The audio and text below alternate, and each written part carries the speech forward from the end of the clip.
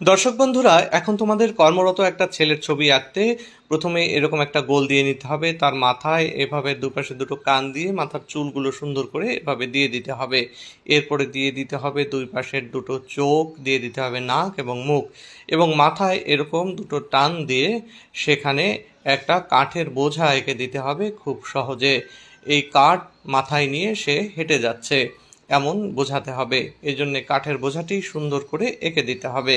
কাঠের বোঝাটি আমার আঁকা হয়ে গেল। এবার গলার লাইন, গলা থেকে হাত বের করে কাঠের সঙ্গে সংযুক্ত করে দিতে হবে যাতে মনে হয় সে ধরে আছে। বাম পাশেও একইভাবে তার হাতটাকে এঁকে দিতে হবে। এই হাতটা এঁকে দেওয়ার পরে সে একটা গেঞ্জি পরে আছে, গেঞ্জির লাইন এভাবে দিয়ে দিতে হবে এবং নিচে তার গেঞ্জিটা ঝুলে আছে সেরকম এঁকে দিয়ে তার গেঞ্জিতে একটা গলার লাইন দিয়ে দিতে হবে।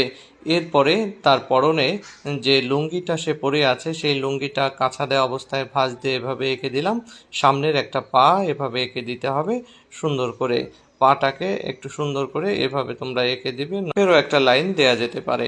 অন্য পাটি একটু ভাঁজ করা থাকবে যেহেতু সে হেঁটে আসছে, এবং সেই পাটি এভাবে এঁকে দিতে হবে। পায়ের নিচে কয়েকটা লাইন দিয়ে তার লুঙ্গিতে দু একটা লাইন দিতে হবে এবং গেঞ্জিতে লাইন দিয়ে রং করে দিতে হবে।